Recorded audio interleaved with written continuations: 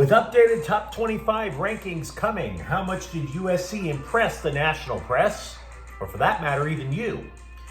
Ethan Garbers admits he should have chilled the hell out while he was in Hawaii, and the starting tackle is returning to practice for the Rams. Good morning.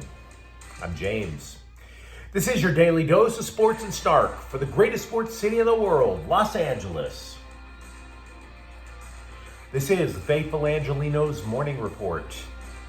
So it is September 3rd, 2024. Welcome back to the Sanctum Sanctorum of LA Sports. By the time you see this clip, I'll be on my way to the airport, heading north for work. Totally not looking forward to it. But what the hell? Let's start off right and talk some LA sports. If you'd like being in the know about LA, clickety-clack the like button. Clickety-clack the subscribe button. There's a notification bell. Hit that. It'll let you know when we drop new content. Sharing is caring. Let people know we exist, and by all means comment. Now, before we go through the news and notes, look at the scoreboard. Dodgers 11, Arizona 6. Freddie Freeman homers twice, drove in 5 runs.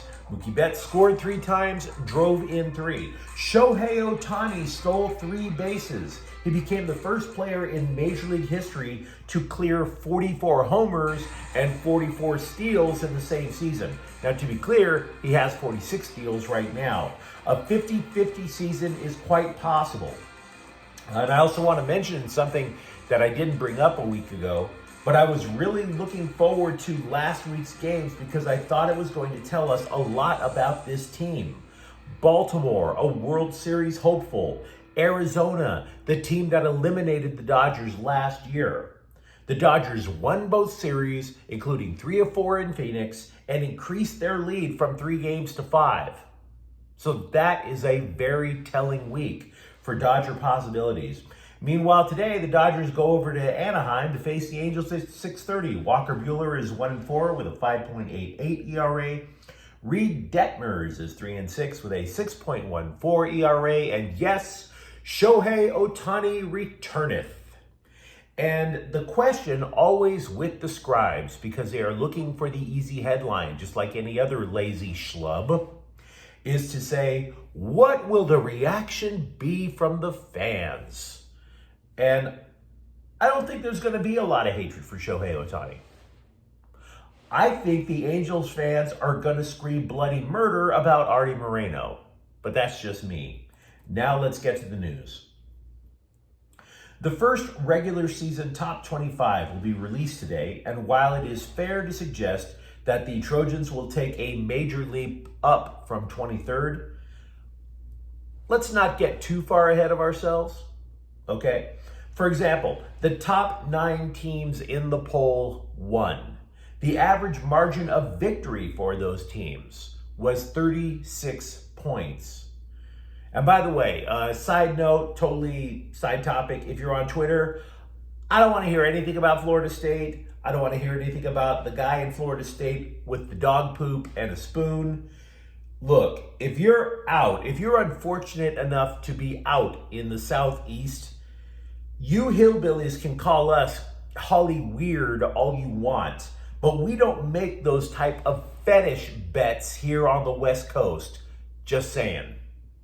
CBS is forecasting that USC will jump to 12. ESPN has them at 13th and The Athletic 15th. All things being equal, that's fair, right? I bring this up because I answered a couple of viewer messages yesterday. And by the way, when I address viewer comments on the channel, I don't think that they're stupid. Viewers here bring up good points. Now, the common refrain from these guys was, wait, hold up, it's one game. And I do hear you on that. But look, there are 2 differing scenarios for me to say it's okay to get a little hype about the Trojans. 1, the difference between starting off the season 2-1 and 1-2. Say USC lost Sunday, then they go out, they beat Utah State, and then they go out east and they lose to Michigan, 1-2. What becomes the narrative? Miller Moss needs to be benched. Lincoln Riley's a fraud. All of that is off the table now. It's all off the table. So now USC can focus on football instead of a narrative. That's one. The other thing is, that takes the Bill Plaschkes of the world. That takes away the ESPN, the Fox Sports hot take dirt bags. All of them can go away. All of them. And then the second point to bring up, for it being okay for you guys to get a little hype, the college playoff is for 12 teams. It's reasonable to suggest that a 2-team loss can get into the playoffs. The Trojans, with the toughest schedule in the nation, before the season, they needed to steal 2 wins from their toughest opponents. That would be LSU, Michigan, Penn State, and Notre Dame. Now they only need 1 of 3. And that, of course, would be Michigan, Penn State, Notre Dame. If you win one of those games, take care of business with the rest, you have a strong argument to get into the college football playoff. The college football playoffs are now a distinct possibility. Not probability, not saying that, possibility. Now, the one thing I would say, though, to tip my hat to the ones telling us to tap the brakes, those 3 remaining teams, all of them pose a very good challenge to the USC offensive line, particularly Michigan. Michigan's D-line is legit. I also want to give you a couple of more notes about the impressive debut of defensive coordinator D'Anton Lynn. I think all of us were blown away by LSU receiver Kyron Lacey. But you might not have noticed he didn't catch a pass in the second half. Oh, and I was asking on Twitter while I was at the game if the Tigers' running game was starting to wear the Trojans out in the second half. I was wrong. LSU rushed for 68 yards in the third quarter, 3 in the fourth. In other words, D'Anton Lynn adjusts his game plan on the fly. Now, former UCLA and current Trojan safety Kamari Ramsey, who is clearly Lynn's defensive quarterback, finished with 9 tackles. So lots to talk about when it comes to USC. Meanwhile, nobody has UCLA rising into the top 25 as far as I can tell. The Athletic had them ranked at 75th. I can't argue for or against it. I can't. Because that really was a nightmarish afternoon, despite getting the dub. There are people who say there's no bad wins. Okay, I get it. You'd rather have the win than not, but that didn't. In college football, at the beginning of the year, style points actually do count, and the Bruins didn't get any. Now, I read a tweet during the UCLA game Saturday that claimed that the Bruins were playing about as well as Deshaun Foster's Big Ten media speech. Yikes. But I have to tell you, whenever somebody brings up Deshaun Foster's Big Ten media speech, I confess that my dream is to have Joe Biden introduce Deshaun Foster at the next Big Ten media day. Coming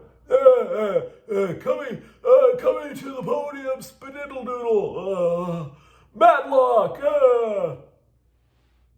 Then Deshaun Foster's all like, good afternoon. We're in LA. I'm sorry, I take great pleasure by imagining that. Anyway, look, having said all that, Ethan Garbers is not a stupid man. He knows how he played. Hell, the LA Times pointed at Garbers as one of the reasons that things went to hell for UCLA in the first half. So, quote, "I think everyone was trying to do too much instead of sticking to their job, including me.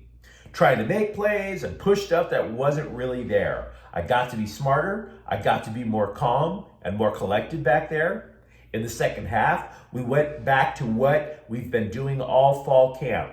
Everyone just doing their job and taking it one play at a time," unquote. Now, we at Faithful Angelenos Sports believe in the power of the cliche. Garbers sure as hell threw out a lot of those cliches in that quote. But the key point Garbers is trying to make is legit. The Bruins simply need to relax. What changed in the second half, by the way, strategically? According to the Times, the offense adjusted to shorter passes, and that led to quicker decisions for Garbers. He didn't have to overthink things. He didn't have to get too deep into his head. And then the Bruins started to work a little better. Rams offensive tackle Rob Havenstein went through individual drills for the first time since suffering an ankle injury. This increases the possibility that he will play Sunday night in Detroit. If Havenstein can't go, you're looking at second stringers at both tackles starting for the Rams, Warren McClendon and Joe Noteboom. Multiple outlets speculated on the ceiling and the floor for every NFL team. Would you be surprised if I told you that the ceiling for both the Rams and the Chargers is making the playoffs and the floor is missing the playoffs? Whoa. You guys, you analysts have shaken me to the very core of my being. However, will I become tethered back to reality with such jaw-dropping info? But yeah, that was stupid. But it did get me to thinking a little bit.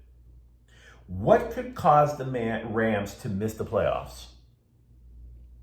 Even if you say Matthew Stafford gets injured, God forbid, Jimmy Garoppolo is not a bad insurance policy. Here's something, though, that you might not have realized that could undermine the Rams during the year. They have 15 rookies on their roster. Almost 1/3 of the 53-man roster are rookies. Extremely young team. And yes, those assessments are bland as hell, but I suspect the Chargers have a higher ceiling because we know the Rams players buy into their coaching staff. Now, we have a lot of reason, absolutely, we got a lot of reason to believe that the Charger players feel likewise about Jim Harbaugh. ESPN interviewed about 6 Chargers players who are willing to do basically whatever the hell Harbaugh says, as long as it didn't involve the Florida State dog poop guy. Now, wide receiver Joshua Kelly said, quote, "There's a large emphasis on the details, extreme emphasis on the details. More than any team I've been a part of from college to high school to anything. It's the most detail-oriented emphasis I've ever been part of," quote. Now, it can be said that Harbaugh's act wears thin after a while. It sure as hell did up in San Francisco. But in my opinion, what really wore thin with the Chargers last year was the guy that they fired as coach. So, matter of fact, Harbaugh even addressed that on ESPN. Quote, "The narrative that I'm hard to get along with or whatever other narrative out there is, that's just people's narrative. Nobody's ever doubted where my heart is every single time. What's in the best interest of the team that I am on," unquote. So, I don't know how it's going to work out long term, but short term, I'm pretty bullish on the Bolts. I'll say that. One day after being held up for ritual sacrifice in front of thousands of people at Chase Field, the Dodgers returned the disemboweled remains of pitcher Justin Robleski to AAA Oklahoma City. Now, I can't vouch for the quality of medical care out there as they try to stitch his entrails back in the abdominal cavity. We'll see how that works. Meanwhile, Michael Peterson was summoned from Oklahoma City for relief help. But you let me know what you think in the comments thread. Talk to me. Where do you put USC in the top 25? Are you okay with giving UCLA a mulligan in week 1? And if you enjoyed the content, don't forget to subscribe to Faithful Angelenos. We talk LA sports here every single day. Thank you for watching. I'm James. We'll be back tomorrow. Faithful Angelenos is a Kian Cortel Queso production. Take care.